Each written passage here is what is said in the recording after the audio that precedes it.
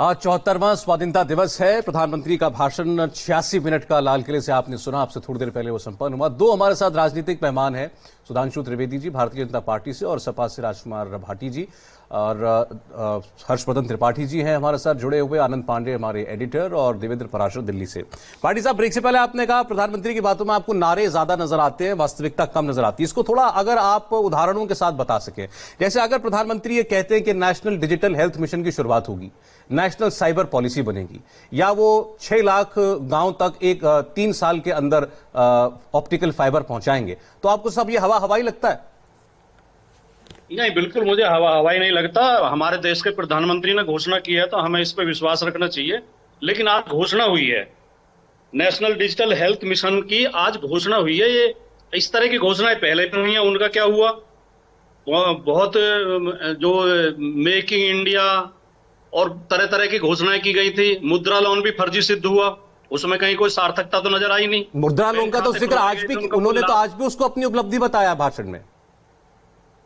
अब उपलब्धि कहीं मुद्रा लोन में उपलब्धि दिखाई दे रही हो? किसी को कोई 10 आदमी ला के दे दे जिसे मुद्रा लोन से रोजगार मिला हो। फर्जी बात है कि एक आदमी ने 10-10 हजार लोगों को रोजगार दिया है। 1-1 लाख 2-2 लाख के लोन मिले हैं, उनमें कितने लोगों को किसने रोजगार दे दिया होगा? बैंक खाते खुलवाए गए थे, ठीक है, एक आंकड़े के तौर पे हम कह सकते हैं इतने बैंक खाते, लेकिन उन बैंक खातों से उन गरीबों को लाभ क्या हुआ? कोई फायदा उन्हें सरकार ने कोई मदद की? जो हमारी आयुष्मान योजना पूरी तरह विफल हो चुकी है, उससे केवल प्राइवेट हॉस्पिटलों को फायदा हो रहा है। वो उन्होंने लूट मचाई हुई है, गरीब लोगों को लाभ नहीं मिल, जो कार्ड लेकर जाता है उसी को रिजेक्ट कर देते हैं कि इस तुम्हारा इलाज नहीं होगा इसमें। अभी इस कोरोना में, मैं कहते कहते बीच में आपने ब्रेक ले लिया था, मैं कह रहा हूं कोरोना के टेस्ट तक के 5-5 लाख रुपए वसूले गए प्राइवेट अस्पतालों में। नोएडा, ग्रेटर नोएडा की कई अस्पतालों की शिकायत हुई है कि अगर कोरोना टेस्ट कराने आप जाओ तो शर्त लगाते हैं कि 5 दिन एडमिट रहना पड़ेगा हमारे यहाँ, और एक दिन का 10-10 हजार रुपए बैठ के उनके हैं रूम के। तो इतने मतलब लूट मची हुई है, सरकार पर कोई नियंत्रण नहीं कर पा रही है। अब मान्यवर कह रहे थे, त्रिवेदी जी बहुत अच्छे प्रवक्ता हैं, बहुत विद्वान हैं, बहुत सभ्य भाषा में बोलते हैं, मैं उनका आदर करता हूं, लेकिन वो कह रहे थे कि पीपी किट बन रही हैं, वेंटिलेटर बन रहे हैं। वेंटिलेटर घोटाले यहाँ हुआ इनका मध्य प्रदेश में, गुजरात में हुआ बीजेपी की सरकार में। गुजरात में फर्जी वेंटिलेटर सप्लाई कर दिए गए और खुद मुख्यमंत्री ने उसका उद्घाटन किया था। बाद में उसमें बड़ा घोटाला सामने आया, पीपी किट फर्जी दे दी गई और महंगी दी गई, दुगने तिगने दाम पे दी गई।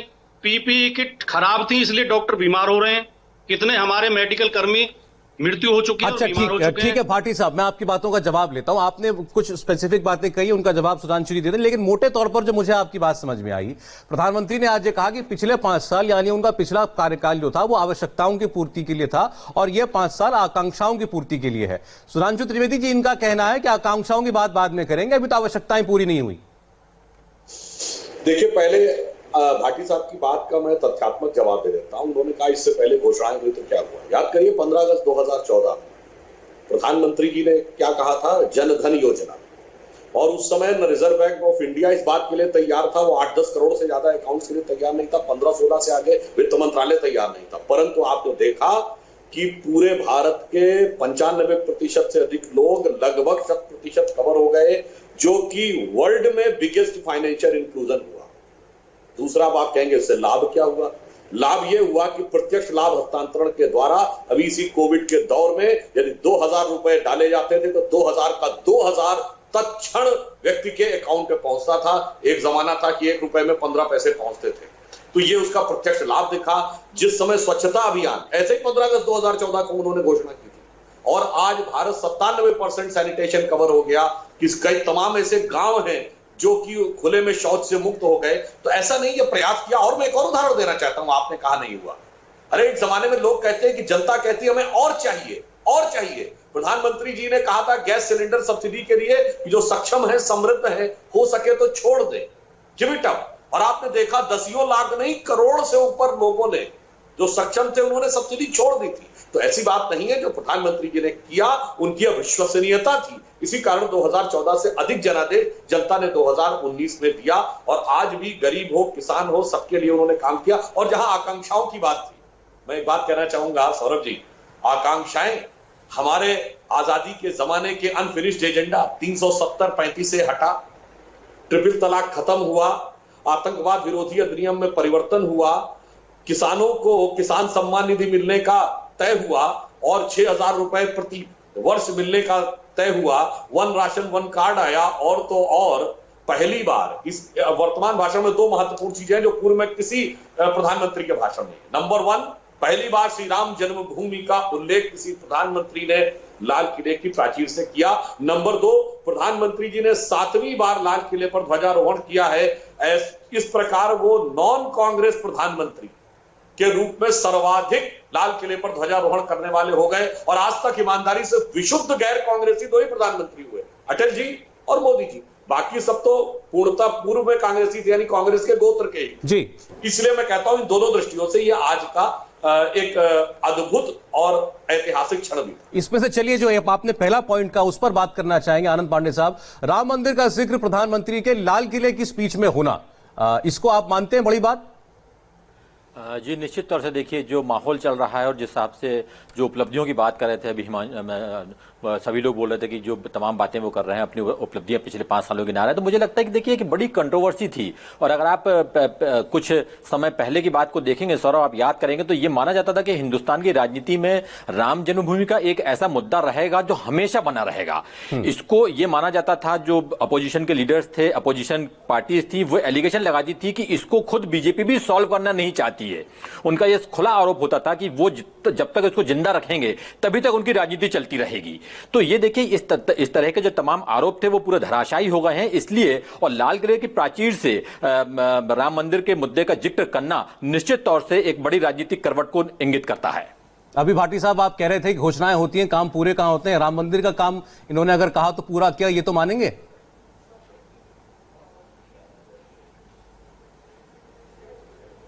सुप्रीम कोर्ट में जाके उसका फैसला हुआ है, ट्रस्ट उसको बना रहा है।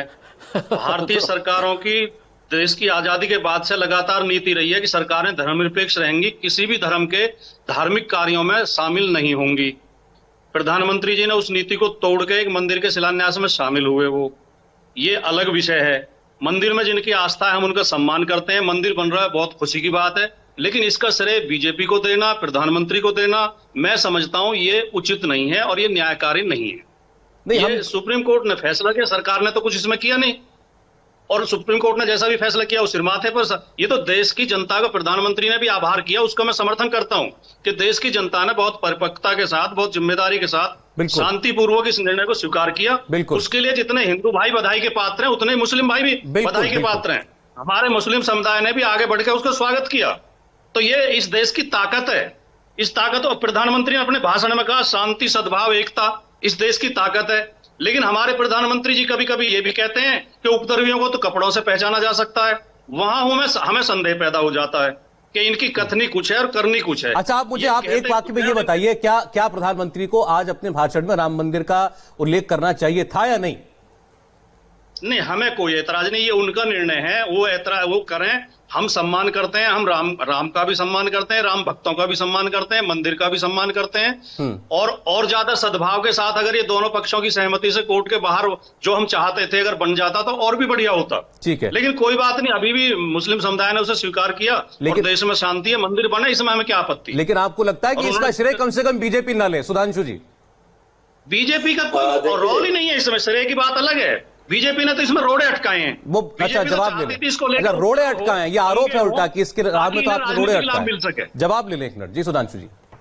देखिए, पहली बात, प्रधानमंत्री जी ने क्या कहा कि यह विषय आया, सदियों का विषय पटाक्षेप को, और देश की जनता ने जिस शांति और समझदारी का परिचय दिया। देखिए, देश की जनता बहुत परिपक्व है, पर कई बार नेतृत्व का भी असर पड़ता है। वही श्री राम जन्मभूमि का विषय, जब मुलायम सिंह जी पहली बार मुख्यमंत्री थे तो क्या भयानक देश में विप्लव हुआ था, वही आज देखिए 30 वर्ष के बाद कितना शांति से हुआ। जहां तक रोड़े अटकाना और करने की बात है तो मैं सिर्फ 2 फैक्ट सामने रखना चाहूंगा।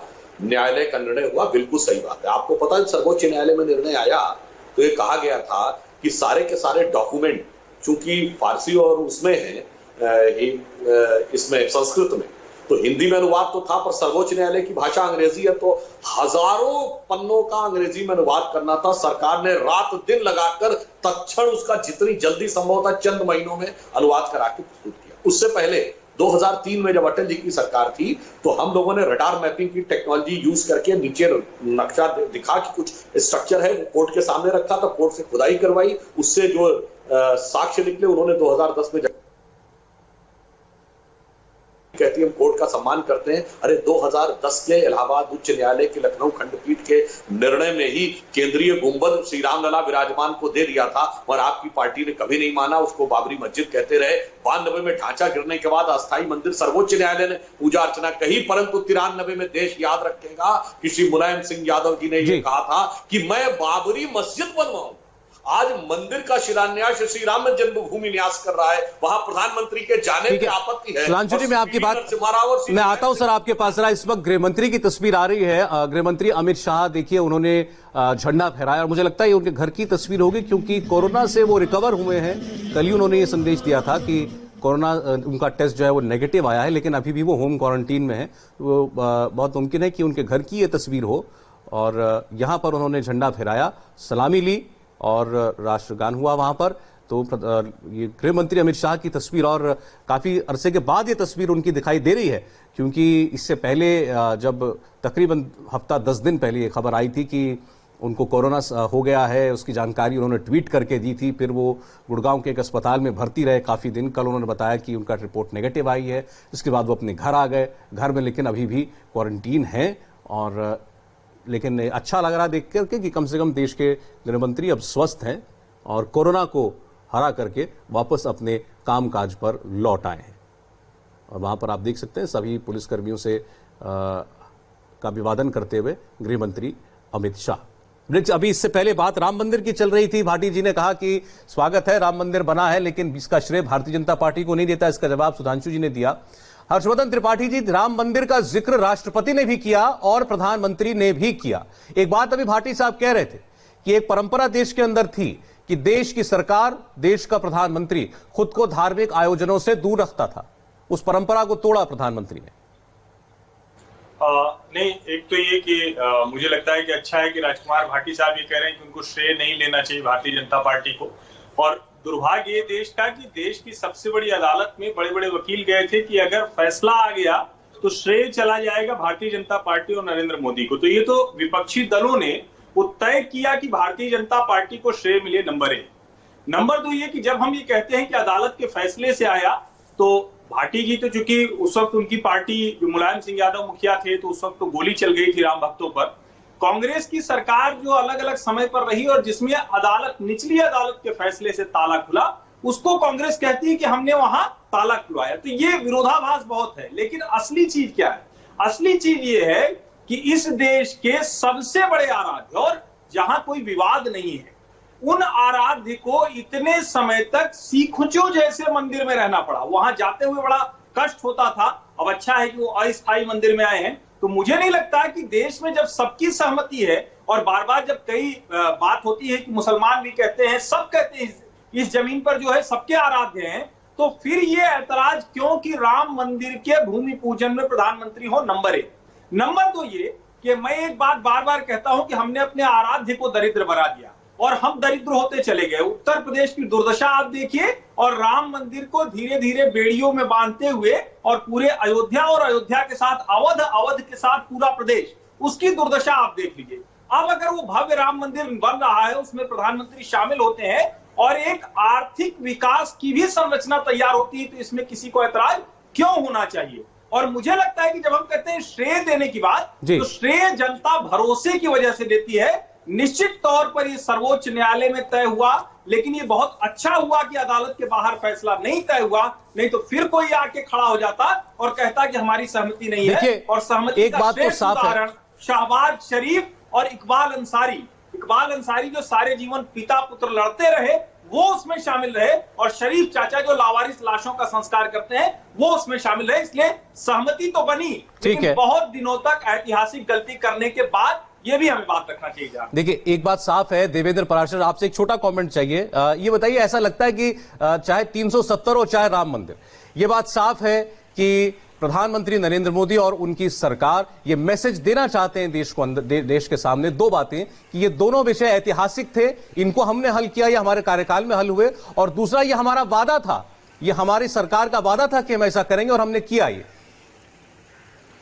जी हाँ, निश्चित तौर पर सौरभ और संघ की बात कर लें या बीजेपी की बात कर लें तो ये दो प्रमुख एजेंडे थे और वो एजेंडे अगर पूरे हों तो निश्चित तौर पर मैसेजिंग तो होगी। हालांकि राम मंदिर को लेकर प्रधानमंत्री मोदी की आप मैसेजिंग देखें बहुत अलग तरीके की रही है। 2014 के लोकसभा चुनाव की बात कर लें, 2014 से 2019 के बीच की बात कर लें, 2019 के लोकसभा चुनाव की बात कर लें, इन पूरे दरमियान एक बार भी राम मंदिर को लेकर कोई उन्होंने एग्रेसिव स्टेटमेंट नहीं दिया था। लेकिन दूसरी तरफ फैजाबाद दो बार गए, चुनावी रैली किया, वहां भी एग्रेसिव स्टेटमेंट नहीं दिया और वहां पे टेंट में रामलला को देखने भी नहीं गए। जाहिर तौर पर उन्हें बखूबी पता था और उनके मन में कहीं ना कहीं एक डिजाइन था कि इस मसले को कैसे सॉल्व करना चाहिए, कैसे अदालती कार्रवाई के द्वारा ही इसे सॉल्व होना चाहिए। और उस लिहाज से जब सॉल्व हुआ और जब वहां भूमि पूजन हुआ तो निश्चित तौर पर वो मैसेजिंग तो होगी कि बहुत सही तरीके से हमने इसको सॉल्व किया है। और भूमि पूजन के दिन भी आप देखें तो ये प्रधानमंत्री का निर्देश था कि भारतीय परंपरा के सभी पंथों के धर्मानुयायियों को वहां पर बुलाना चाहिए, उनके धर्मगुरुओं को बुलाना चाहिए, जो कि उस दिन बुलाया गया था। जाहिर तौर पर मैसेज ये है कि सबका साथ लेकर हम चल रहे हैं वहां भी। ठीक है, समय बिल्कुल खत्म हो गया है। सुधांशु जी कुछ शॉर्ट कमेंट करना चाहते हैं?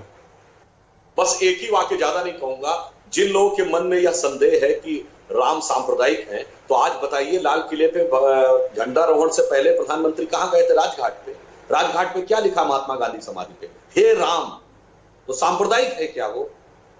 राम सनातन संस्कृति के प्रतीक है, इसीलिए संविधान की मूल प्रति में फंडामेंटल राइट्स के चैप्टर के ऊपर भी भगवान राम, माता सीता और लक्ष्मण का चित्र है। दुर्भाग्य यह है कि ये तथाकथित सेकुलर राजनीति ने सनातन संस्कृति के प्रतीक, जो राष्ट्रपिता के राजनीतिक दर्शन के प्रतीक थे, उन्हें सांप्रदायिक बना दिया।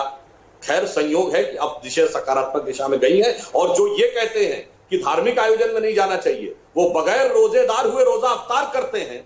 यानी ये तो मजाक उड़ाना हुआ कि कोई व्रत न रख के उद्यापन करूंगा शाम को बैठ के, तो वो धार्मिक आयोजन नहीं था। और राष्ट्रपिता और सनातन संस्कृति के प्रतीक राम के मंदिर का शिलान्यास धार्मिक आंदोलन था, धार्मिक आयोजन था। तो इसे मैं सिर्फ ये कहूंगा कि जैसी नजरें देखना चाहती हैं, नजारा वैसा ही देखिए। अब अगर भाटी साहब को मौका नहीं दिया तो अनुचित होगा। भाटी साहब, लेकिन समय बहुत कम है।